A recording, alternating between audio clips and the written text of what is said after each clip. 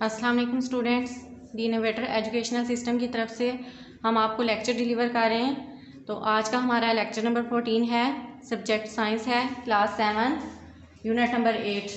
तो आज का जो हमारा टॉपिक है flow of heat in the environment है। तो इसके लिए आप लोग पेज नंबर आ जाएं, पेज नंबर 115 पे लास्ट पे है, ठीक है। Flow of heat in the environment, कि हमारे यहाँ जो माहौल है वहाँ पे हरारत जो है ये इसका फ्लो कैसे होता है, हरारत कैसे मुंतकिल होती है हमारे इन्वायरमेंट में। तो इसके लिए पहले देखें, until we know we have studied that heat flows from hot to cold bodies by 3 modes, conduction, convection and radiation. कि यहाँ तक हमने पढ़ा है कि हीट जो है वो हॉट बॉडी से कोल्ड बॉडी की तरफ मुंतकिल होती है 3 वेज से। वो 3 वेज कौन से हैं? कंडक्शन, कन्वेक्शन और radiation. Now we will study how these modes of flow of heat occur in nature and affect the environment. तो अब हमने क्या पढ़ना है कि ये फ्लो ऑफ हीट जो है ये नेचर में कैसे हमारे माहौल पे असरअंदाज होता है, ठीक है। तो इसके लिए हम conduction in the environment, convection in the environment और रेडिएशन इन द एनवायरनमेंट, इनको हम बारी बारी डिस्कस करेंगे। तो सबसे पहले आप लोग आ जाएं कंडक्शन इन द एनवायरनमेंट पे, कि हमारा कंडक्शन का प्रोसेस हमारे माहौल पे कैसे असरअंदाज होता है या कंडक्शन हमारे माहौल में कैसे होता है, आब हवा पे इसका क्या असर होता है। तो conduction can be dangerous for building and structure made up of solid, कि कंडक्शन हमारात से बनी हुई साख्तों के लिए खतरनाक हो सकती है। कि कंडक्शन का प्रोसेस जो है, कंडक्शन के बारे में आपको पता है, आप पीछे पढ़ चुके हैं कि जब सॉलिड के अंदर से हीट का प्रोसेस पास होता है कोल्ड बॉडी की तरफ, तो वो प्रोसेस क्या कहलाता है? Conduction.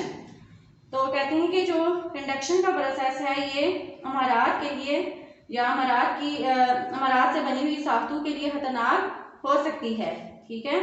Solid expand on heating due to rising their thermal energy, के ठोस हरारत पर फैलते हैं क्योंकि उनकी थर्मल एनर्जी बढ़ जाती है। To avoid cracking due to expansion, empty spaces are left between the slabs of construction material such as concrete, asphalt, etc.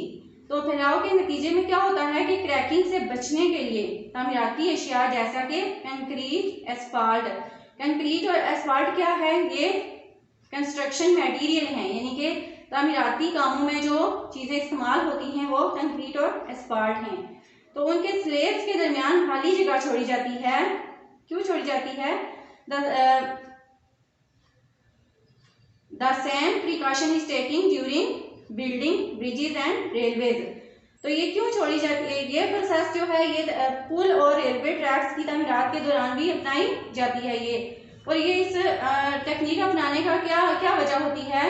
इसलिए कि जो सॉलिड है वो हरारत से फैलता है, तो अगर उनके दरमियान स्पेस नहीं होगी तो बिल्डिंग जो है वो दोबारा टूट जाएगी ना। तो इसलिए उनके दरमियान क्या किया जाता है? खाली जगह छोड़ी जाती है। बात की समझ आई है कि कंडक्शन के प्रोसेस में क्या ये किसके लिए डेंजरस हो सकता है? तामीराती कामों के लिए। तो फिर क्या किया जाता है कि उनके दरमियान खाली जगह यानी कि थोड़ी स्पेस छोड़ी जाती है, उनमें जो मटेरियल यूज करते हैं उसके दरमियान स्पेस छोड़ी जाती है। वो इसलिए छोड़ी जाती है कि जब सॉलिड जो है एक्सपेंड होगा हरारत की वजह से तो वो अपनी जगह पे खराब ना हो, ठीक है। अब आगे देखें, कन्वेक्शन इन द एनवायरनमेंट। दूसरा हमारा टॉपिक क्या है? Convection in the environment. Convection is part of many natural processes, some of these are described below. तो कन्वेक्शन क्या है? एक नेचुरल प्रोसेस है। तो इसके कुछ नीचे पॉइंट्स आपको बताए गए हैं जो हम बारी बारी डिस्कस करेंगे। तो वो कौन से हैं?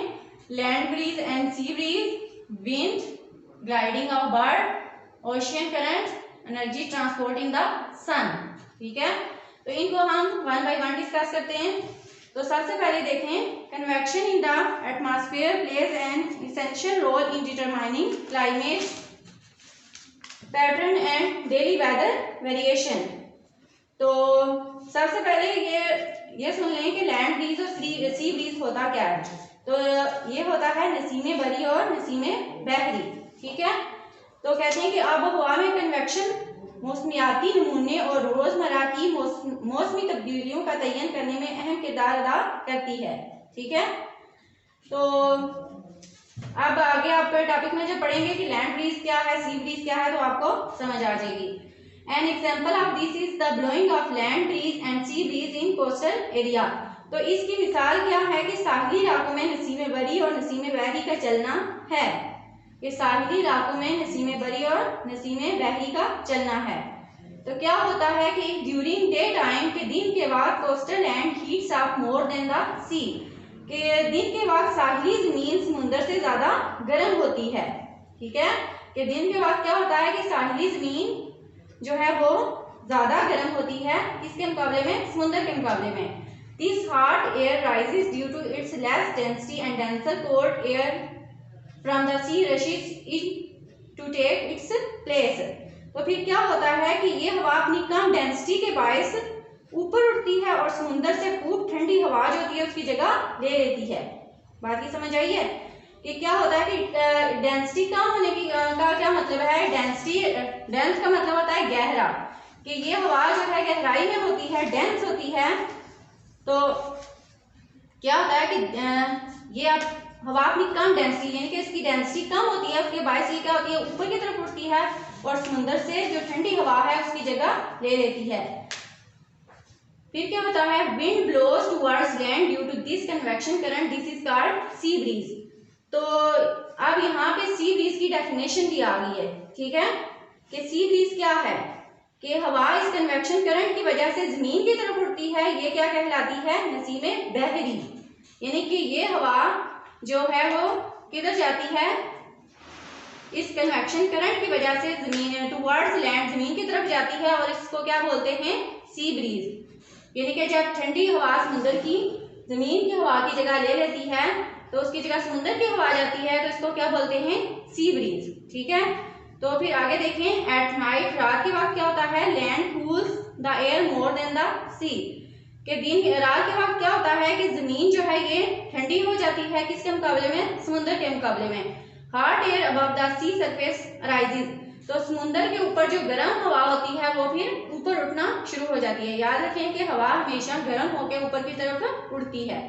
Cold air from the land moves towards the sea to take its place, this is called land breeze. तो ये लैंड ब्रीज की डेफिनेशन भी है कि कोल्ड एयर फ्रॉम लैंड, के जमीन से जो ठंडी हवा होती है, मूव टुवर्ड्स सी, वो समुद्र की तरफ जाती है और वो गर्म हवा की जगह ले लेती है, this is called land breeze. तो इसको क्या बोलते हैं, लैंड ब्रीज। ठीक है, दोबारा सुनिए कि लैंड ब्रीज क्या है, कि जब जमीन की हवा गर्म होकर ऊपर उठती है तो उसकी जगह समुद्र की ठंडी हवा ले लेती है, इसको क्या बोलते हैं, लैंड ब्रीज। समझ आ गई लैंड ब्रीज और सी ब्रीज की। अब अगला है विंड। ठीक है, विंड को देखें, कन्वेक्शन आल्सो प्रोड्यूस विंड, कि कन्वेक्शन की जो कन्वेक्शन हवाएं भी पैदा करती है। Different area on the surface of the earth gate heated at different rate, कि जमीन की सतह पर मुख्तलिफ हिस्से मुख्तलिफ शरह पर हरारत वसूल करते हैं, कि जमीन की सतह पर मुख्तलिफ हिस्से मुख्तलिफ शरह पर हरारत वसूल करते हैं। फिर क्या होता है, hot air from the an area rises and cold air from the other area rushing in to take its place. तो फिर क्या होता है कि एक हिस्से से गर्म हवा ऊपर उठती है और दूसरे हिस्से से ठंडी हवा उसकी जगह ले लेती है। Thus, a convection current is set up. The rushing of cold air is called wind. तो फिर क्या होता है कि एक कन्वेक्शन करंट बन जाता है, ठंडी हवा का चलना विंड कहलाता है, हवा कहलाता है। बात की समझ आइए, दोबारा इसको सुन लें कि कन्वेक्शन हवाएं भी पैदा करती है। इससे क्या होता है कि जमीन की सतह पर मुख्तलिफ हिस्से मुख्तलिफ शरह पर हरारत वसूल करते हैं। जब एक हिस्से से गर्म हवा ऊपर उठती है तो दूसरे हिस्से से ठंडी हवा उसकी जगह ले लेती है, तो इससे क्या होता है, कन्वेक्शन करंट बनता है और ठंडी हवा का चलना क्या कहलाता है, विंड। बात की समझ आ गई है। अब अगला हमारा टॉपिक है कन्वेक्शन करंट में ग्लाइडिंग ऑफ बर्ड। ग्लाइडिंग आपने देखा होगा कि परिंदे, आप ऊपर देखें आसमान पे तो बाज़ दफा ऐसे होता है कि घंटों तक जो कुछ परिंदे हैं वो ऊपर हवा में एक ही जगह पे साकन आपको नजर आ रहे थे। तो किसकी वजह से होता है, ग्लाइडिंग ऑफ बर्ड, यानी कि कन्वेक्शन करंट की वजह से होता है। अब जब ये टॉपिक आप पढ़ेंगे तो आपको समझ आ जाएगा। Bird use convection current to glide in the sky is very interesting natural phenomena. क्या कहते हैं कि परिंदे हवा में ग्लाइड करने के लिए कन्वेक्शन करंट का जो इस्तेमाल करते हैं वो एक दिलचस्प कुदरती अमल है। कैसे है आगे देखें। The surface of earth warms unequally bye solar radiation, के जो क्या होता है कि सूरज की रेडिएशन की वजह से जमीन की सतह गैर मुसावियाना यानी अनइक्वली गैर मुसावियाना तौर पर गर्म हो जाती है। और फिर क्या होता है, ये गैर मुसावियाना गर्मी मुख्तलिफ जगहों पर हवा को गर्म करने का मौजब बनती है। बात की समझ आई है कि this warm air rises due to convection, cold air rushes into take it place, hence a convection current is set up. ठीक है, तो इससे क्या होता है कि ये गर्म हवा कन्वेक्शन की वजह से ऊपर उठती है, ठंडी हवा इसकी जगह लेने के लिए अंदर दाखिल होती है, लिहाजा एक कन्वेक्शन करंट बन जाता है। यानी कि जब भी गर्म हवा ऊपर उठती है उसकी जगह जब ठंडी हवा लेती है तो वो वहां पे क्या होता है कि कन्वेक्शन करंट बन जाता है। ठीक है, this convection current has its special name called thermal. तो इस कन्वेक्शन करंट का एक नाम है, एक अपना नाम है उसका, जिसको क्या बोलते हैं, थर्मल। उसको क्या बोलते हैं, thermal. Birds spread their wings and use these thermal to lift themselves।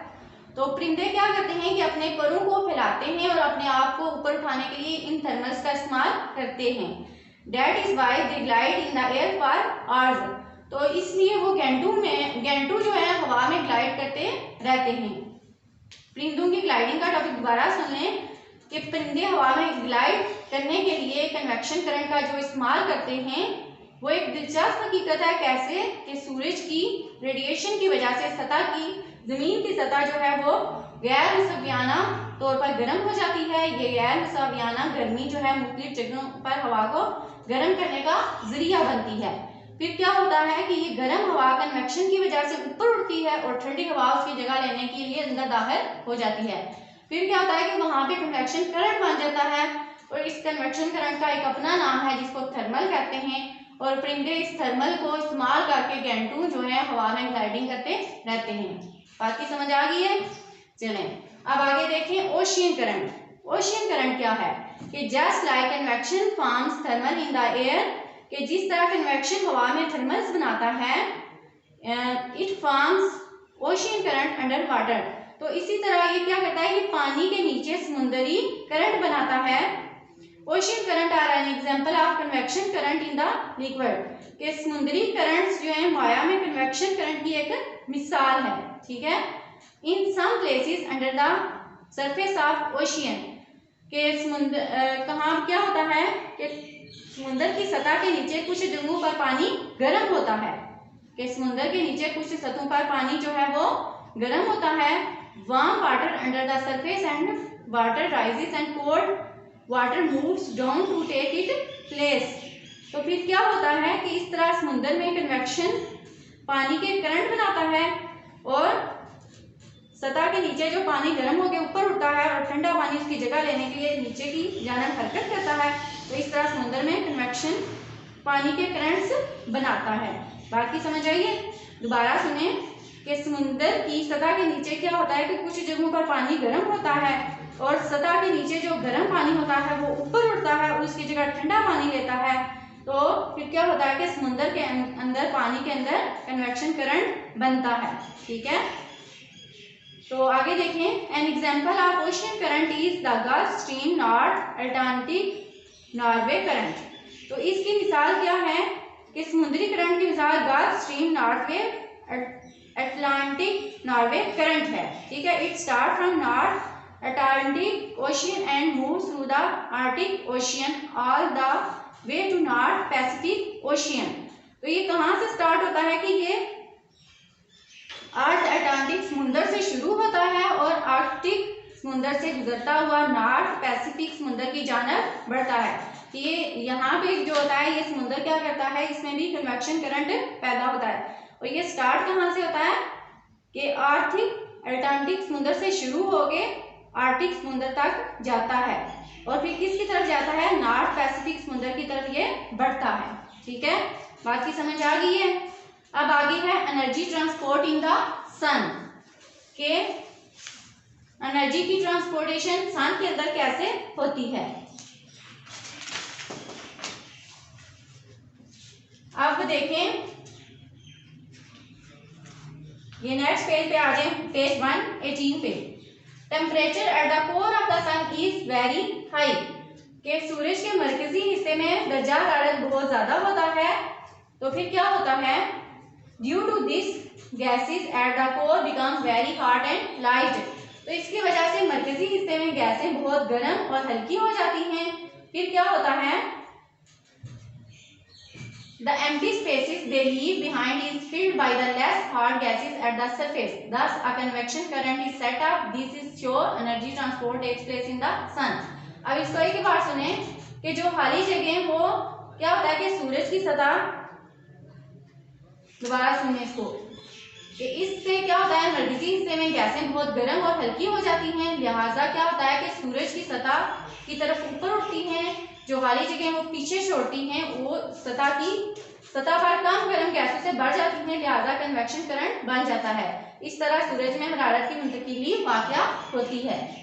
कि हरारत, जो सूरज की हरारत है उसकी मुंतकिली कैसे होती है, दोबारा सुने कि सूरज के मरकजी हिस्से में दर्जा हरारत बहुत ज़्यादा होता है, इससे मरकजी हिस्से में गैसें बहुत गर्म और हल्की हो जाती हैं, तो जब गर्म और हल्की होती हैं तो वो ऊपर उठती हैं और उनकी जगह पीछे जो दूसरी गैसें जो कम गर्म होती हैं वो ले लेती हैं, और इस तरह क्या होता है कन्वेक्शन करंट बन जाता है और सूरज की हरारत की मुंतकिली होती रहती है। तो यहाँ तक हमने पढ़ा है कि कंडक्शन इन द इन्वायरमेंट और कन्वेक्शन इन द इन्वायरमेंट। तो नेक्स्ट जो है वो हम अगले लेक्चर में डिस्कस करेंगे। अल्लाह हाफिज़।